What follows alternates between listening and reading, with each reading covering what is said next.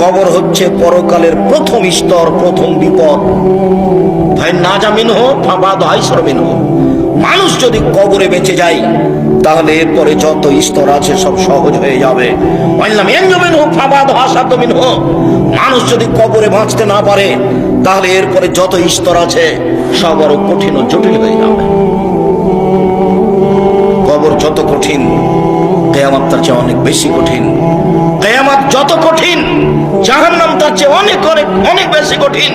কি দিয়ে বুঝায় আপনাকে আমি কবর কত কঠিন?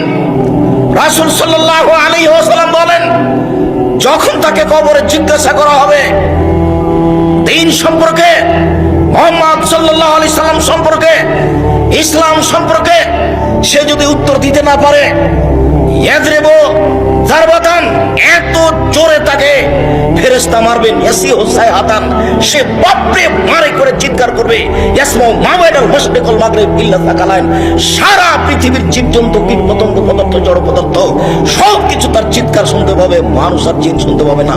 এখান থেকে 50,000 কোটি কিলোমিটার দূরে যে বস্তু আছে সেও শুনতে পাচ্ছে এই কবরের চিৎকার। সে কত জোরে চিৎকার করছে আপনাকে আমি বুঝাতে অক্ষম। মুহাম্মদ সাল্লাল্লাহু আলাইহি ওয়াসাল্লাম বলেছেন, যে মারে সে চোখে দেখে না, যে মারে সে কানে শোনে না, যে মারে সে ফেরেশতা, তার রং বিভিন্ন ধরনের, কালো নীল, ভিন্ন ধরনের রং, চোখে দেখে না, কানে শোনে না, কোথায় মারছে আর চিৎকার যে করছে ও শুনতে পায় না, যার কারণে তার মারার গতির পরিবর্তন হয় না। মারে যে সে পুলিশ নয়, মারে যে সে মানুষ নয়, সে খায় না, পেশাব করে না, তার সংসার নাই, তার বিবাহ শাদী নেই, তিনি হচ্ছেন ফেরেশতা। প্রথম বাড়িও যেমন, শেষ বাড়িও তেমন, এইভাবে তাকে মারতে থাকবে বিচারের দিন পর্যন্ত। রাসূল সাল্লাল্লাহু আলাইহি সাল্লাম বলেন, যে লাঠি দিয়ে মারা হয়, যে হাতুড় দিয়ে মারা হয়, সেই হাতুড় যদি পাহাড়ের উপরে মারা হয় তাহলে ফায়াসির তোরাব, সেটা পাথর হয়ে যাবে, ধুলা হয়ে যাবে, একবারে খান খান হয়ে। পাহাড়ের উপরে মারা হলে পাহাড় ধুলা হয়ে যাবে। যেই হাতুড় দিয়ে মারা হয় সেই হাতুড়টা যদি পাহাড়কে মারা হয় তাহলে পাহাড় ধুলা হয়ে যাবে। মুহাম্মদ সাল্লাল্লাহু আলাইহি সাল্লাম এইভাবে বলেন। কি দিয়ে বুঝায় আপনাকে আমি কবর কত কঠিন?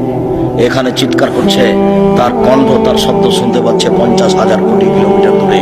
যে মানুষ, যে জীবজন্তু আছে, জিন আর মানুষ ব্যতীত যেই পদার্থ, জড় পদার্থ আছে, সে শুনতে পাচ্ছে।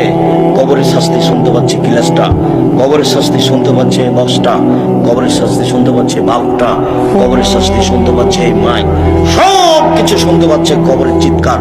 কিন্তু মানুষ এবং জিন শুনতে পায় না। শুনতে পাইলে সে বাঁচত না।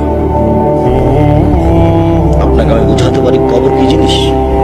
রাসূল সাল্লাল্লাহু আলাইহি সাল্লাম দিন রাত কবরের শাস্তি থেকে বাঁচতে চান।